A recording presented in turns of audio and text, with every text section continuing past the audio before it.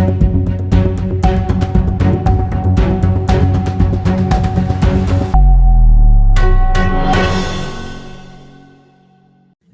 evening, friends, and you are watching Weekend at 5 with me, Navdeep Kaur Marwa. Hope you're all having a good day. To begin with some of the top headlines of the day, there have been 12,882 new COVID community cases in New Zealand today. Unfortunately, 11 people have passed away because of COVID 19. The ministry also announced that there have been 861 people in hospital due to COVID 19 today. Moving on to some international news, the next round of negotiations between Ukraine and Russia will take place in Turkey next week. A member of the European delegation had confirmed this to news agencies. Moving on to some India news, Information and Broadcasting Minister of India, Mr. Anurag Thakur, on Sunday confirmed that around 17 lakh people have visited the Indian pavilion at Dubai Expo 2020. Now, coming to our interview section, we know that in the wake of decreasing COVID-19 cases in India and successful vaccination drive, the Indian government has announced resumption of international flights from yesterday. This news has been a welcome for a lot of people who had been waiting to travel to India, but because of the restrictions, could not have more flights were being offered. Today, we have Mr. Pradeep Kumar of Eco Travels to talk to us of the impact of the same and the resumption of flights on the tourism and travel sector between India and New Zealand. It may be noted that the flight resumption have begun after a halt of 2 years. Now, moving to on, we welcome Mr. Pradeep to the show. Welcome to the show, Mr. Pradeep. Thank you so much, Nadeep ji. कैसे हो? मैं बिल्कुल ठीक हूँ, आप कैसे हैं?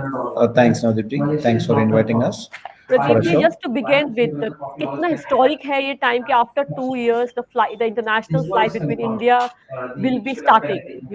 2 years, how have they been? Oh, it's been really tough time for most of the people, like especially for the travel industry, because of there was no flights, there was no connectivity between both the countries, and most of the people have been away from the families, and they couldn't meet their family members for a very long time. So, but not to say like there was some special category flights, like there was some charter flights and there was some air bubble upgrade flights with Emirates and all, but it was not so many as per the demand. So now, when India opened their international borders, we are expecting multiple airlines to start their services, so which will give a better connectivity for the people, and also there will be some good availabilities as well. So, and also we are expecting like prices will also come down so that people can start the travel again. Yeah, so we're really excited and we're quite happy that at least government has started opening up their borders after very long 2 years. Yeah, Right. So so tell on me, this how many 21st queries century. are you getting now once the decision of Indian government has come that they are going to resume the international flights? What has been the increase of number of queries from New Zealand? Oh, okay. We are receiving like more than 350 to 500 queries every day. So that's how the numbers which we are looking at. And the only one thing is like because of the availabilities are very limited. Previously, they used to be like around 15 to 16 different airlines used to fly to India. So maybe like via Australia, via China, and all these things. But now we have only two or three airlines are operating. So that's a really big difference in terms of the number, and the availabilities has came down. Like every day they have only 500 seats where we can accommodate, but the demand is really huge. So but we are getting good queries after the border announcement, and yeah, So so we're talking about very the happy with so these talking about things. the airlines, which are the airlines that the option that one somebody has who wants to travel to New Zealand, say next week or next month? Okay, for this coming for this month and next month, we have only Singapore Airlines, Emirates, and Qatar. So they are operating their flights. So Right. Emirates is operating like 7 days in a week, and Singapore Airlines having weekly thrives, and Qatar Airways as well weekly thrives. Yeah. So these are the three airlines which are operating successfully. And Right. Malaysian Airlines and other airlines are trying to get the necessary approvals, but they are still under the way. Yeah. Right. So tell me, as and when more airlines start their flights to resume their flights to India, do you think the prices would also change? Right now, I believe the prices are quite high. So what is the price range if somebody wants to travel to India at the moment? Okay, if they want to travel in these months like March or April, the prices are pretty high, like almost around 2,000, 2,500, somewhere around that for a return tickets. Definitely, when there is a like other airlines coming to the service, then definitely the prices will go down. So, where Singapore Airlines are doing a very special price for around $1,300, but that's for the months like June, July, August, and September. All So, right. those are the early bird promotions. So, but this year and next year, we could expect the prices range will be like around 13 to 1500. That's how the starting prices will look like. Right. But yeah, but the availabilities will be pretty, narrow. Yeah. So yeah, because of very limited airlines are operating. Right. Yeah, So that's the reason. as we're talking about border reopening, we're talking about India starting their flights. What are your expectations for say end of year and next year, considering that the tourism industry had been in a very bad state for last 2 years due to COVID? Okay. Coming to the point here, like we divide the people into two or three different categories. So first one is like visiting family and friends. They just want to travel as soon as the borders open. So those people are contacting us that they want to go back home and see their family members and then come back. Okay. So in terms of tourism, it's going to take some more time because of the leisure tourism. When it will happen is when the tourists are quite comfortable and confident that there's no COVID spread or infections are not so so much. So maybe we can expect the tourism will resume like early next year or mid next year. But this year it's going to be only for the visiting family and friends. So those type of people will travel this year. So Right. yeah, yeah. Right. But at least So a ray of hope for the tourism industry since definitely. there was nothing happening for last two Yeah, years. definitely. So because of the government restrictions, there were like multiple, you know, factors are influencing or in terms of the border and also travel. So maybe you can take the number of cases in the foreign countries or number of government restrictions and also the government policies and everything. So now after 2 years, like now we could see like New Zealand government is also easing the border restrictions and also Indian government is doing the same across the around the globe. Every country is starting for a new reality. Yeah. So yeah, there's a ray of hope. So that as soon as Right. maybe by Moving end on, of a this very year it's simple been question better. that I think a lot of people have in mind is that if I am Yeah. traveling to India, do I need to do a RT-PCR test or a RAT test? What are the requirements in terms of traveling to India? Okay.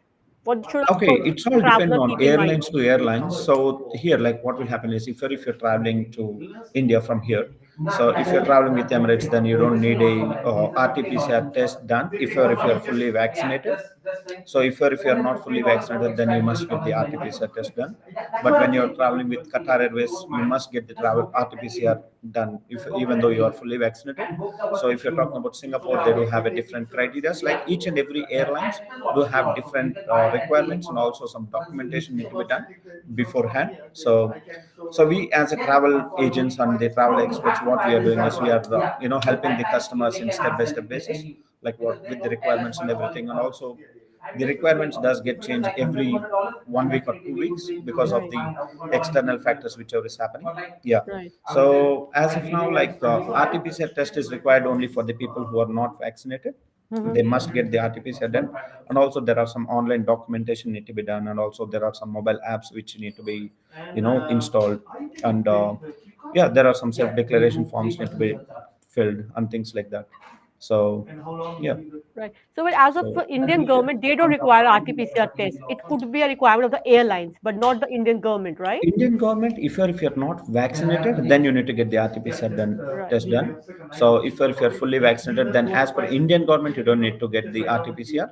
But if you're traveling with some particular airlines, depend on the airlines requirement, yes, they do have some you know Right. uh, Right. different criteria. Yeah. Right. Before So we leave, my last question would be, how soon do you think that the competition will again come in the market? Like earlier, if you used to travel to India, there were so many flights to choose from. Be it mm, Malaysia, Cathay Pacific, you had China Southern, China Eastern, you had China Airlines. So many options you had if you wanted yeah, to travel. So when do yeah. you think we will get back to the pre-COVID era where we will have an option to choose from? Right now, if somebody wants to travel, they can't choose lot. There's nothing Yeah. to choose from. Okay. Here we will divide like this thing into two different parts. One is as per the business perspective, another one is as per the customer perspective. So what customer want, like the best connectivity, better service, and the better price. These three things they look for. Okay.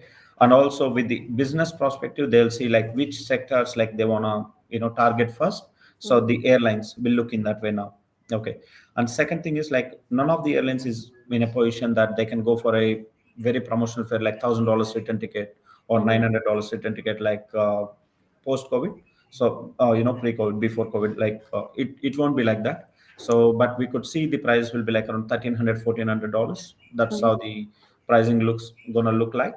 And there are some airlines who are already applied for the bankruptcy and things like that. So Right. we just have to see whether they want to come back into the business or not. So we could see, like as I said, before COVID it used to be around 16 different airlines used to operate to India, but we could see like around 8 or 9. That would be the Right. number which we are expecting, but that Right. would be maybe by second half of this year. So we Right. could see all other airlines coming into business and Right. will be My going. last question before we end the discussion would be, what will be your advice to people who want to book their tickets to India? What are the things that they should keep in mind right now? Okay, there are three major things. The first thing is like choosing the airlines. Choose the airlines where they have a good reputation. So don't just go behind the price. So just see like whether those airlines are what their policies are and things like that. And the second thing is like double check all the documentation and requirements. If you book through a travel agent, get in touch with them and ask them if there is any new regulators came in or new requirements before going to airport. Most of the people are going to airport and you know they don't have the proper documentation and they're having so much of difficulties and they just can't do things and they could miss their flights as well. So that's the second most important thing. And third thing, like expect the pricing is going to be like around 13 1400 because the travel industry went through a really big trouble like in last 2 years. So it was a very tough time for them. So whenever you're calling a travel agent, just expect the price will be bit higher than before COVID, but it won't be like really huge, like around 3,000 $4,000, but it would be like around 13 1400. So yeah, so those are the three things which we could say to the customer.